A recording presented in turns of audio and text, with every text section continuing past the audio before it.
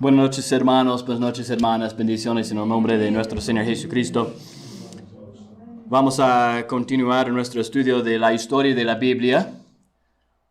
Hemos hablado la primera lección en cuanto a cómo fue escrito y los hombres que habían escrito, cómo Dios había inspirado a los hombres y unos datos en cuanto a la Biblia. En la segunda lección hablábamos de la profecía y hablábamos de tres ejemplos en la profecía que muestra que la Biblia es verdaderamente la palabra de Dios y podemos confiar en lo que la Biblia dice. Y esta noche vamos a hablar de la arqueología, cosas que vemos en la ciencia de la arqueología que muestra la veracidad de la Biblia. Hay personas que dicen la ciencia ha probado, ha mostrado que la Biblia es falso o es un cuento o que no podemos confiar históricamente en la Biblia. Hay muchos que dicen eso. Pero lo que vamos a ver esta noche es que la ciencia muestra otra cosa. La ciencia muestra que la Biblia es confiable y vamos a ver unas cosas así en cuanto a esto esta noche. Primero quiero ir a Lucas 19. Lucas 19. Y esta es la entrada triunfal de Jesucristo. Y interesante que vamos a mencionar esto esta noche, siendo hoy día, el día que pensamos era el domingo antes de la muerte de Cristo, cuando Él entró en Jerusalén antes de morir sobre un asno. Y en Lucas 19, en este evento, podemos recordar cómo la gente estaba alabando.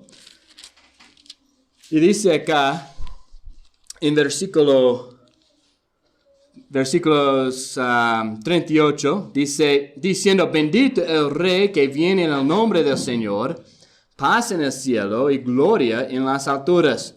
Entonces algunos de los fariseos de entre la multitud le dijeron, Maestro, reprende a tus discípulos. Él respondiendo les dijo, os digo que si estos callaran, las piedras clamarían. Si estos callaran, si la gente deja de decir bendito el que viene en el nombre del Señor, el Rey, entonces las piedras mismas clamarían. ¿Qué significa eso? Que las piedras van a hablar con palabras. Bueno, puede significar esto. Dios puede hacer como quiere en esto, ¿o no? Pero también yo creo que hay una aplicación que habla de las piedras que encontramos en la arqueología, que tiene su historia. Tiene su historia, que muestran que la Biblia es verdaderamente la palabra de Dios. Y vamos a ver unas cosas así en cuanto a las piedras literales y también en cuanto a manuscritos. Cosas que podemos encontrar escondidos en la tierra, en varios lugares, en cuevas, que muestran la veracidad de la Biblia. Y cuando los que no quieren creer la Biblia se burlan de estas cosas, Dios ya trae algo así. Pero, ¿qué vas a decir de esto? De esta piedra. ¿Qué vas a decir de este manuscrito que ahora ustedes tienen para ver? Y vamos a hablar de esto. Y para mí es algo muy, más que interesante. Me fortalece estas cosas. Viendo que no estamos creyendo solo cualquier libro. Es la palabra de Dios. Es confiable y aún las piedras nos hablan, mostrando que la Biblia es verdaderamente la palabra de Dios. Hay una ciudad, se llama Avaris, y no encontramos esta palabra en la Biblia. Pero Avaris es una ciudad muy interesante y es una ciudad construida donde no había una ciudad antes. Es una ciudad habitada por un pueblo semítico, o este es de la tierra de Canaán, ¿ok? Es ubicada en Gosén. Recordamos Gosén, ¿no? Los habitantes crecieron rápidamente de un grupo pequeño a un pueblo grande. Los habitantes sufrieron tiempos difíciles como bajo la esclavitud y fue abandonada esta ciudad muy rápido durante una caída del poder de Egipto. Esto es lo que la ciencia dice. Han encontrado, no excavando en Egipto, han encontrado ruinas, piedras, ahí. Y pueden ver que no son egipcios. Y no hay otra ciudad abajo. No es que había otra ciudad egipcia y ahora esta ciudad encima. No, era un lugar de campo antes. Y cuando José llamó a su familia, ¿de qué ocupación y qué trabajo tenía su familia? ¿Recordamos sus hermanos? Eran pastores. ¿Ya? Y necesitaban pasto, campo. Y así en Avaris era un lugar de campo, de pasto, antes de la ciudad, donde un pueblo que no era de Egipto habitaba.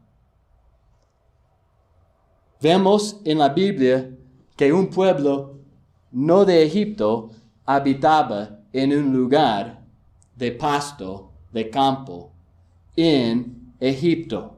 Esta es la familia de Jacob y sus hijos, que luego llegaron a ser los hebreos, los israelitas, un pueblo grande. Dice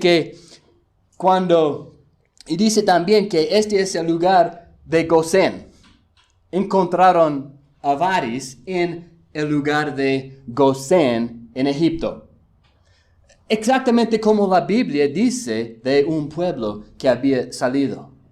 La Biblia habla también acá de un pueblo pequeño. ¿Cuántos eran de Jacob cuando fueron? 70 personas, ¿no? 70 personas, sus hijos, sus nueras y sus nietos. ¿Ya? Fueron ahí 70 personas, pero cuando Moisés nació en Éxodo capítulo 1, ¿qué dijo el rey? ¿Qué dijo Faraón? Era un pueblo más grande que nosotros.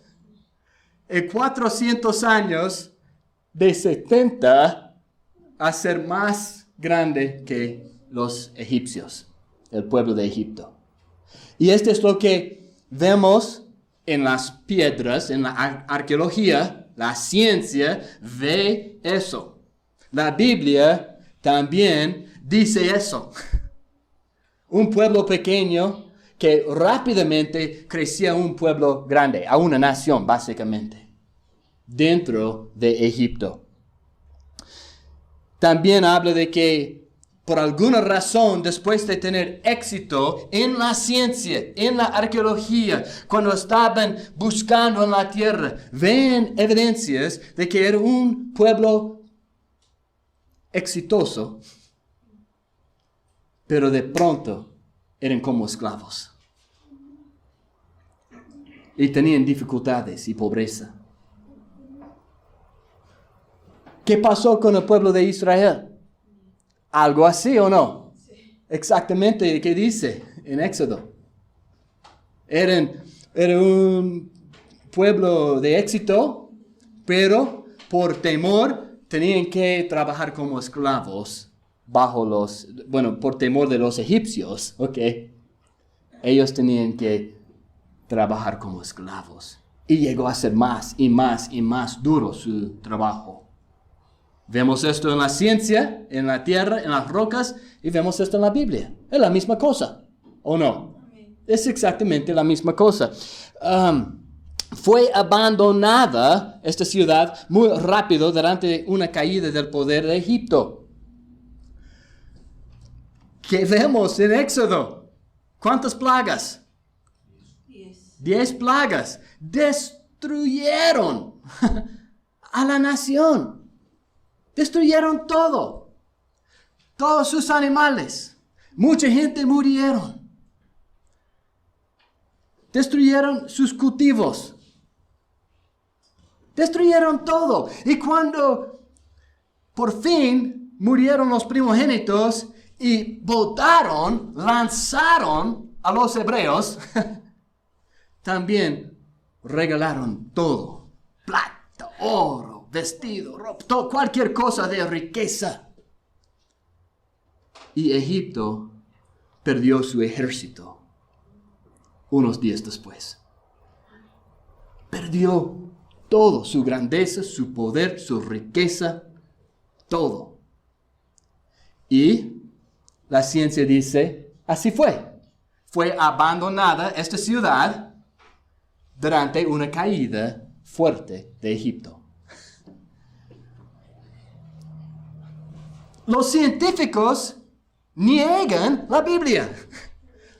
He visto documentales, están hablando, pero ellos dicen, sí, es así, pero no es así como la Biblia. Y no tienen razón, no tienen una forma de decir, solo quieren por su propia voluntad, no creen la Biblia. Sin embargo, lo que están estudiando dice que la Biblia es la verdad. Pero por la dureza de su corazón no creen. Pero podemos saber que la ciencia en la arqueología muestra perfectamente que había un pueblo semítico, este es de Canaán, que vivía pequeño en un lugar donde no había ciudad. Hicieron una ciudad en la tierra de Gosén, crecía rápido a un pueblo grande y sufrieron esclavitud y se fueron en una caída de Egipto. La Biblia y la ciencia completamente de acuerdo. Bueno, no es importante que la Biblia esté de acuerdo con la ciencia. Lo que es importante es que la ciencia está de acuerdo con la Biblia. Y vemos esto. Ahora, quiero hablar de otra cosa que vemos en Avaris. Una pirámide. Esta es una reconstrucción digital de lo que ellos han encontrado. No han encontrado exactamente perfecto así, por supuesto eran ruinas y estas cosas, pero ellos pueden ver el diseño y era así, más o menos así, un pirámide. No muy grande, pero de todos modos en Avaris hay una pirámide. Es algo para una persona importante, una persona honrada por el rey. ¿Quién fue José? El segundo. ¿Y qué hizo José? Él salvó Egipto y a las naciones alrededores también. Salvó a todos, podemos decir. Era un hombre muy importante. Aún dijo a su papá, a Jacob, dijo, y yo soy como papá, como padre a Faraón. Este era José. Un hombre muy importante, un hombre honrado. ¿Puede ser su tumba? ¿Puede ser? Vamos a ver unas cosas más. Dentro de esta tumba han encontrado una estatua. Esta es la cabeza. La estatua fue rota a propósito. Aquí han con cincel, han intentado romper esto, han sacado su cara con cincel, como era la costumbre en aquel tiempo cuando querían olvidar la historia de alguien. Pero ¿qué vemos acá? Es difícil ver los colores en estas imágenes, pero tiene pelo rojo. Los egipcios no tienen pelo rojo, pero hay pelo rojo en los cananeos y en los israelitas. Tiene piel amarilla. Este fue una costumbre de los egipcios para mostrar a los de Asia o los de Canaán distintos a los egipcios. Siempre pintaron a ellos con piel amarilla. Tiene un palo de tirar acá, es parte de un palo que está sobre tiene su mano acá, no ve la mano ahí, pero la mano está aquí con un palo. Y aquí es este palo para tirar, y era un símbolo en esa época de autoridad. Su peinado es de la tierra de Canaán, semética. Y su vestidura de colores. Y aquí casi no se ve acá en esta imagen, pero hay unas líneas y hay 3 colores acá. José tenía una ropa, una vestidura de muchos colores. Puede ser que después de llegar a ser rey o segundo, podemos decir, que tomó una túnica de muchos colores como su símbolo. Puede ser. Aquí es... ¿Podemos apagar la luz acá para ver eso? Por favor, este luz acá. Tal vez podemos ver un poco mejor. No sé, voy a retroceder. No sé si pueden ver un poco. No, realmente no puedes ver. En esto, esta es la forma de la estatua. De los pedacitos que podemos poner. Sentado. Es más o menos 3 metros. Más o menos 3 metros de altura. Y estos son los colores que tenían en su vestidura. Puede ser José. Puede ser José. ¿Quién más puede ser? Es la única cosa así que han encontrado en Egipto, donde han honrado a uno así que no es egipcio. En todo Egipto no han encontrado algo así. Pero en Avaris, en Gosén, en un lugar de personas de Canaán, han encontrado esto. Y encaja bien con la Biblia, con la historia de José.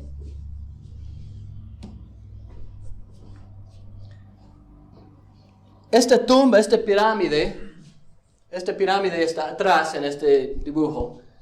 Hay una casa, realmente un palacio, una casa real.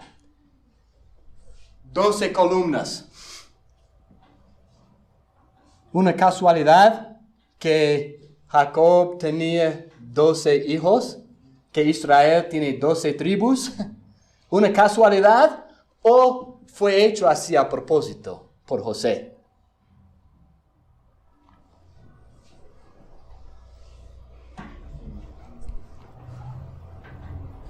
No solo una tumba, sino 11 más.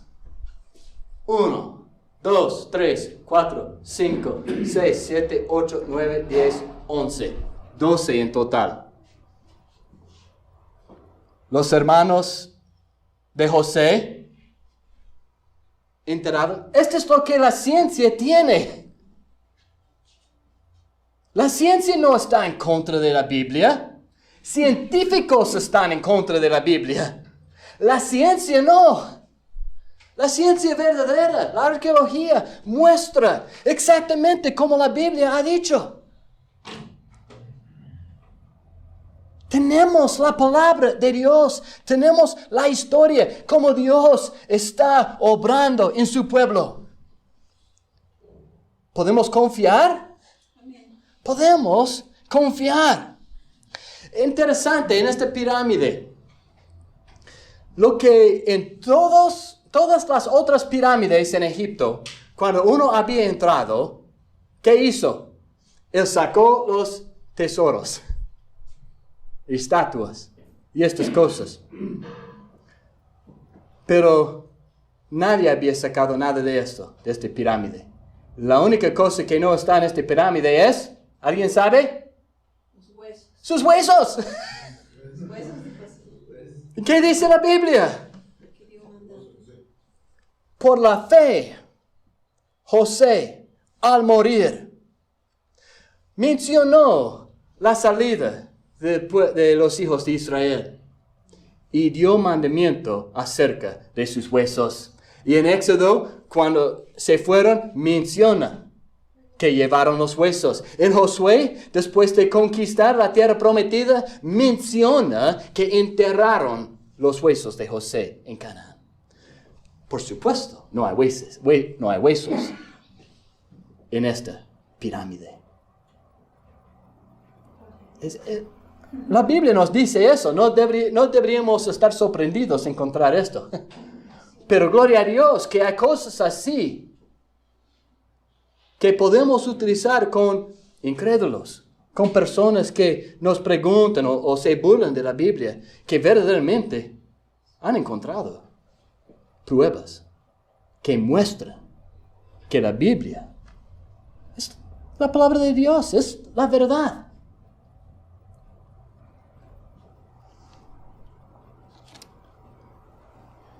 El rey David. Muchos dicen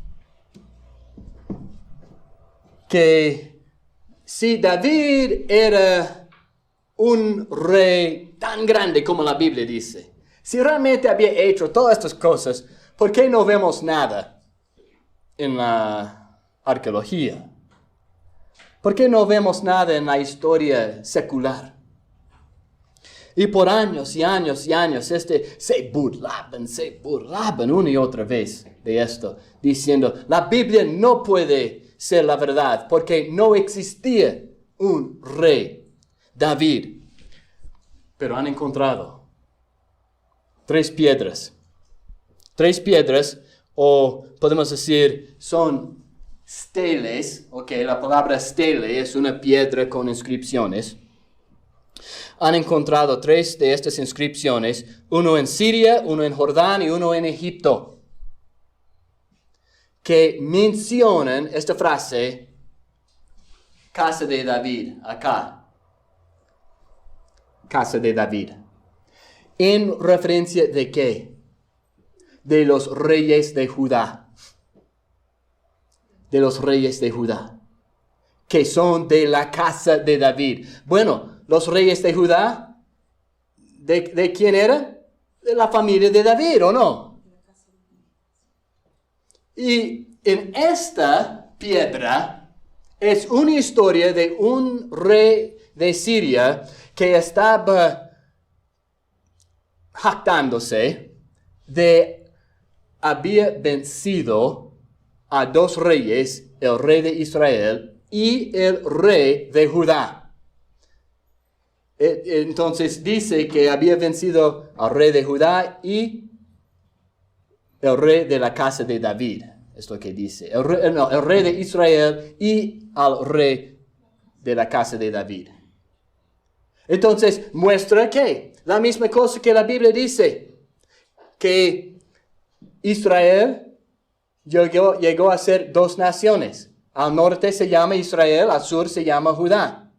Que los reyes que salieron al sur de Judá eran de la descendencia de David, o la casa de David.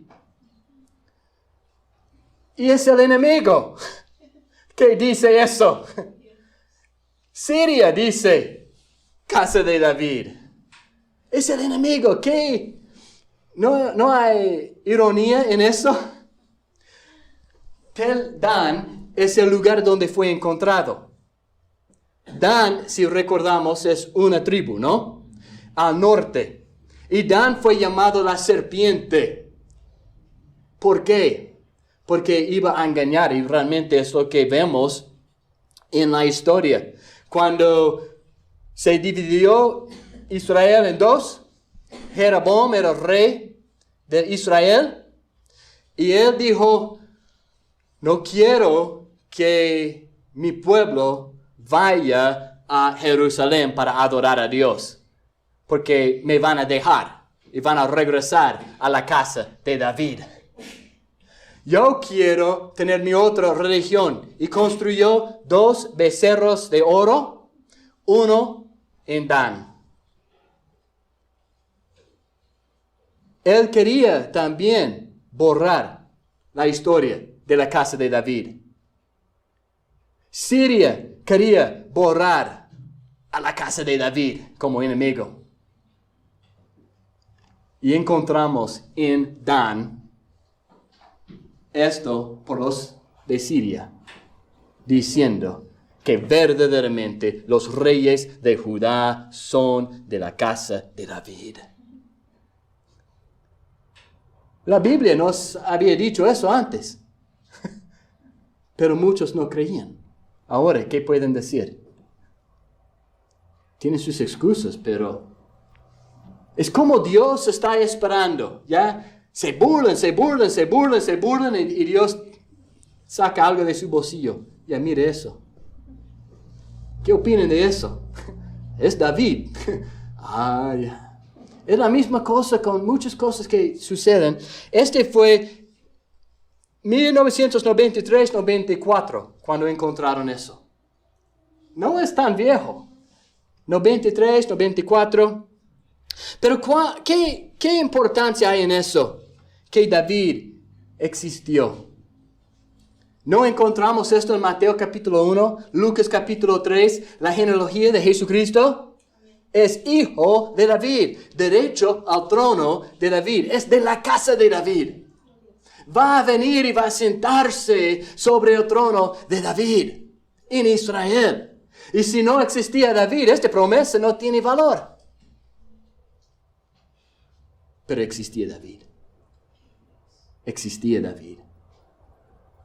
Y Jesucristo es de la casa de David y será rey y tiene derecho de reinar. Otra cosa que tenemos son los manuscritos. Y en 1940, entre 40 y 50, encontraron unos rollos, muchos rollos, manuscritos. Manuscritos son copias, pueden ser rollos, pueden ser, rollos, pueden ser libros, pueden ser un pedacito, que tenía algo copiado. Han encontrado 230 manuscritos de la palabra, de la Biblia, entre otras cosas, en estas cuevas. Fue encontrado en una de estas cuevas, la primera, fue encontrado por un pastor. Estaba buscando a sus, no recuerdo, cabras o ovejas, pero estaba buscando a sus animales. Vio la cueva y tiró una piedra adentro para asustar que sus animales salgan. Y escuchó, no un animal en protesta, sino barro, como un vaso rompiéndose. Pensando encontrar tesoros, entró y solo encontró estos rollos. Y por un tiempo no hizo nada, pero algún día entró a la ciudad con este rollo y comenzó toda la obra en estas cuevas, buscando y encontrando muchas cosas. Estos rollos datan del siglo II antes de Cristo. Este es entre 2 y 300 años antes de Cristo. ¿Qué significa esto? Antes de ese tiempo, cuando uno quería traducir el Antiguo Testamento, tenían que utilizar algo que se llama el texto masorético. Y este tiene una fecha de 900 años después de Cristo. Y es el Antiguo Testamento. Entonces, estamos hablando de más de siglos. Estamos hablando de 1000, 2000, tal vez 3000 años después de que algo en el Antiguo Testamento fue escrito. Es la copia que tenemos para traducir la Biblia. Y muchos dijeron, no podemos confiar especialmente en el Antiguo Testamento porque muchos años están entre el tiempo cuando fue escrito y la copia que tenemos ahora. Y no tenemos nada antes de 900 años después de Cristo. Nada antes. Pero cuando encontraron estos rollos, eran de la época de 2 siglos a 3 siglos antes de Cristo. 1000 años antes de lo que habíamos tenido antes de esto. ¿Me entienden o no? Estoy confundiendo a alguien. Si queremos copiar algo, ¿okay? ¿No queremos tener algo original para copiar o no? Esta es la idea. Pero cuando buscaron traducir al Antiguo Testamento, solo tenían estos manuscritos masoréticos del Antiguo Testamento que eran del años 900 años después de Cristo. Muy lejos del original. Pero ahora, lo que han encontrado acá es 1000 años más cerca a los originales. Y en algunos casos, solo 200 años después de que fue escrito. 300 años después de que fue escrito. Estos rollos son copias. Este muestra una gran oportunidad para ver si hay una diferencia entre lo que encontramos en estas cuevas y lo que tenemos en los textos masoréticos. Entonces podemos decir, hay muchos errores, no podemos confiar. Pero si dice la misma cosa, podemos decir, tenemos la palabra de Dios. Y con mucha ansiedad, mucha emoción, examinaban muchos de estos rollos. ¿Qué rollos tenían? Copias completas de cada libro del Antiguo Testamento menos Esther.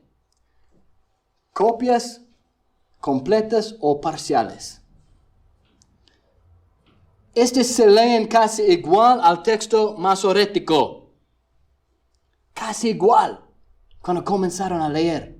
1000 años antes y lee casi igual. Y las diferencias eran cosas como que no tienen, no afectan la historia ni afectan la doctrina. Solo formas de hablar. O uno puede decir, por ejemplo, la palabra de y la palabra por a veces significa la misma cosa.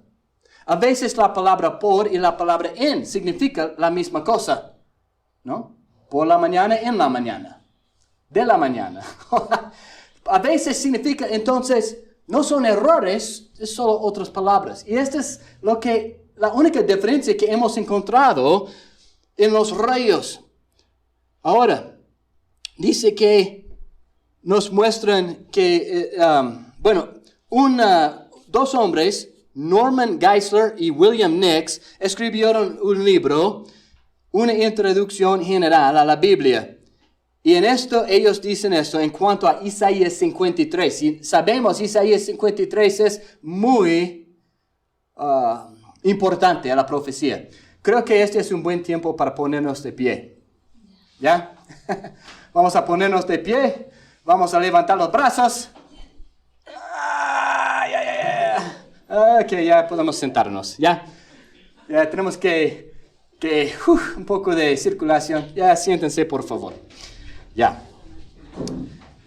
Ellos dicen en cuanto a Isaías 53, lo que ellos han encontrado este es un fragmento, un pedacito. Este es Isaías. Y en capítulo 63, que está adentro de ahí, ellos dicen eso. De este modo, En un capítulo de 166 palabras, hay solamente una palabra en cuestión, 3 letras, después de 1000 años de transmisión, y esta palabra no cambia grandemente el significado del pasaje. ¿Entendemos lo que está diciendo? Dice la misma cosa. No tenemos que dudar.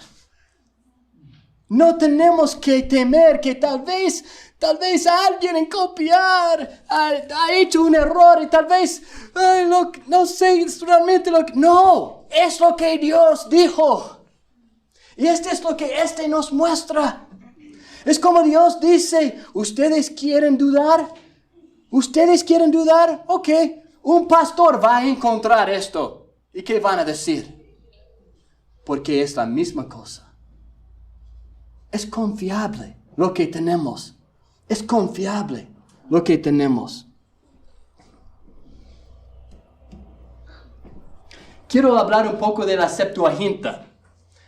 LXX significa ¿qué?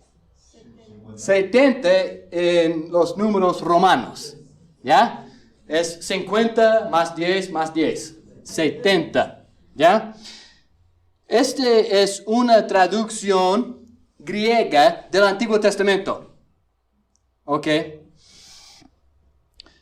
Ptolomeo Filadelfo de Egipto le pidió al sacerdote Eleazar una traducción griega del Antiguo Testamento en el año 280 antes de Cristo.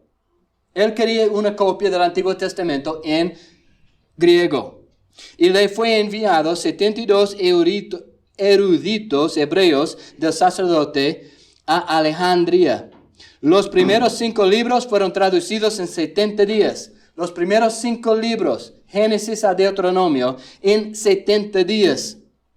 Y por eso tiene el nombre Septuaginta o 70. Jesús y los apóstoles. Ahora, ¿por qué hablo de esto? Porque Jesús y los apóstoles utilizaban no solo el hebreo, utilizaban también a veces la Septuaginta, el griego. Jesucristo leyó de una traducción, no leyó del hebreo, a veces leyó del hebreo, a veces leyó de una traducción al griego. Si una traducción es suficiente para Jesucristo y sus discípulos, ¿una traducción no es suficiente para nosotros? Por supuesto. Por supuesto, a mí me anima mucho eso, saber que Jesucristo aún utilizaba una traducción. Quiero leer unos ejemplos, ¿ya? Vamos a Isaías 61. Isaías 61, 1 a 2. Isaías 61, los primeros 2 versículos, voy a leer.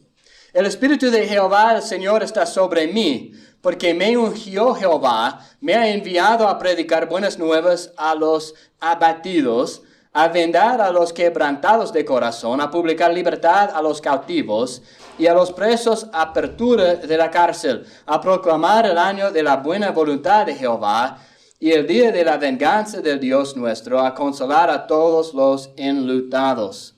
Ahora vamos a ir a Lucas capítulo 4. Lucas capítulo 4 y versículo 18. Jesucristo está en la sinagoga. Y él dice, en versículo 18, el Espíritu del Señor está sobre mí, por cuanto me ha ungido para dar buenas nuevas a los pobres. Me ha enviado a sanar a los quebrantados de corazón, a pregonar libertad a los cautivos y vista a los ciegos, a poner en libertad a los oprimidos, a predicar el año agradable del Señor. Él añadió algo acá. ¿Qué frase? ¿Ustedes recuerdan o no? Oh, justo hemos leído Isaías 61. ¿Ya? Es la frase vista a los ciegos. No encontramos esto en nuestra copia de Isaías que tenemos en la Biblia. Pero Jesucristo estaba leyendo de Isaías y él dice, vista a los ciegos. Entonces, ¿qué fue leyendo? La Septuaginta tiene esta frase. Él estaba leyendo de aquí. No del hebreo, sino del griego. Y leyó, vista a los ciegos. Hebreos 10:5. Hebreos 10:5. Dice acá, por lo cual entrando en el mundo, dice, sacrificio y ofrenda no quisiste, mas me preparaste cuerpo. Esta es una cita del Salmo 40, pero en Salmo 40 no tiene la frase, mas me preparaste cuerpo. Pero en la Septuaginta es. El autor de Hebreos utilizaba también la Septuaginta. Gálatas 3:13. Gálatas 3:13. Cristo nos redimió de la maldición de la ley, hecho por nosotros maldición, porque está escrito, maldito todo el que es colgado en un madero. Esta es una cita de Deuteronomio, pero en Deuteronomio no dice nada del madero. Pero en la Septuaginta dice madero. Pablo utilizó también la Septuaginta a veces. A veces el hebreo, a veces el griego del Antiguo Testamento. Jesucristo, el autor de Hebreos, y Pablo y otros utilizaban el hebreo y la Septuaginta.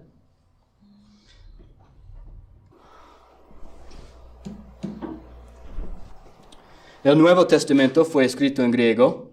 Hay más de 5,800 manuscritos y fragmentos, o puede decirse más de 2,6 millones de páginas. Ok, estas son copias y copias y copias del Nuevo Testamento que han encontrado en varios lugares, en Europa, en África, en el Medio Oriente, en varios lugares. 2,6 millones, más de 2,6 millones de páginas, y si son amontonadas en una columna, ok, estas páginas, sería más de 1,5 kilómetros de altura. Hay evidencia, hay copias, manuscritos, sí. El promedio de obras clásicas, okay, estamos hablando de Homer, de Platón, de otros así. El promedio de obras clásicas es 1,2 metros. La Biblia es 1,5 kilómetros. Ellos, si vamos, esto es lo que esto muestra la dureza del corazón del hombre. Si yo digo, mira, no sabemos qué Platón dijo, porque solo tenemos un poquito de sus obras. Todos se reirían de mí, se burlarían de mí.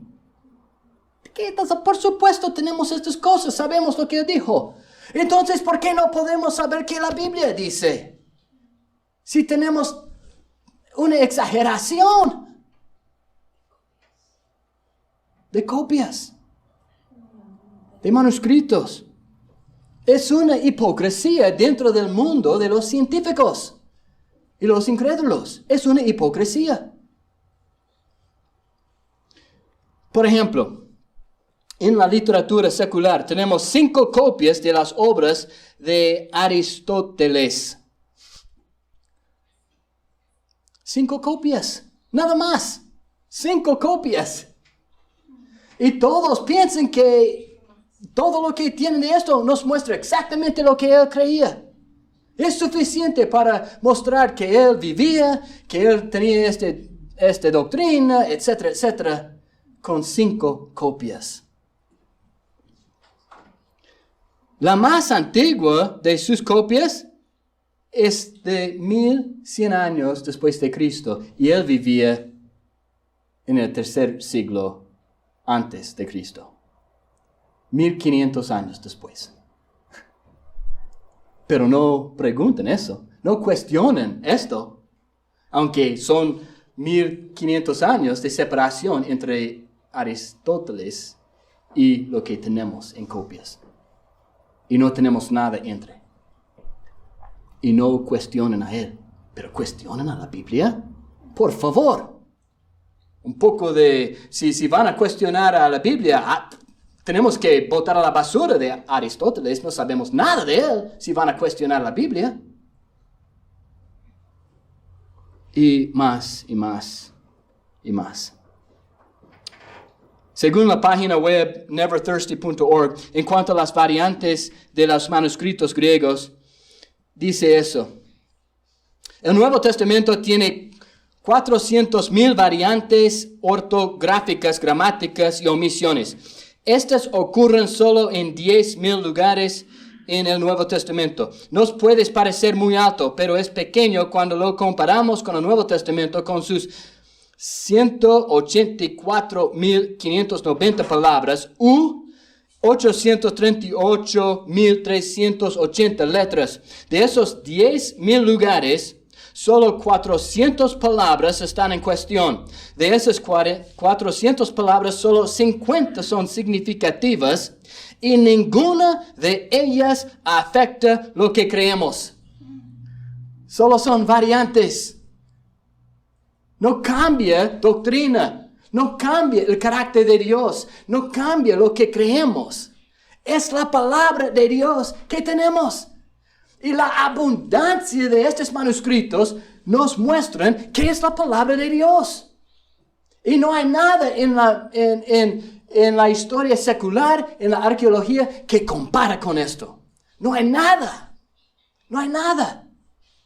Y la gente sigue diciendo, no podemos confiar. Por favor, bota tu hipocresía. Podemos confiar, hermanos, jóvenes, que nadie quita tu fe por unas mentiras y tonterías y prejuicios que no tienen valor. Esta es la palabra de Dios y la ciencia muestra que es la palabra de Dios. La Biblia actualmente es única. En 1 Pedro 1:23 dice, siendo renacidos no de simiente corruptible, sino de incorruptible por la palabra de Dios que vive y permanece para siempre. Isaías 48. Séquese la hierba, marchítase la flor, mas la palabra de Dios permanece para siempre. Dios nos ha dado esto y nos ha dado las pruebas. Recuerda que Cristo dijo a Tomás, cuando Tomás dijo, mi Señor y mi Dios, dijo, ¿crees porque me has visto? La bendición más grande es para los que no me han visto, pero creen. No necesitamos estas evidencias que hemos visto acá para creer. Si creemos sin estas cosas, hay una bendición grande. Sin embargo, hay algunos que necesitan entender estas cosas. Y si podemos hablar con nuestros amigos o profesores o personas que cuestionan estas cosas, ¿tenemos realmente la razón o no? Tenemos la razón. No deberíamos temer lo que el hombre va a decir. Tenemos la palabra de Dios. El mundo no quiere. Y sabemos esto. El mundo no quiere. Pero tal vez alguno de tus amigos, alguno de tus profesores, de tus compañeros, está listo para entender que esta es la palabra de Dios. Y tal vez uno o dos se salvarán. Este es lo que deseamos.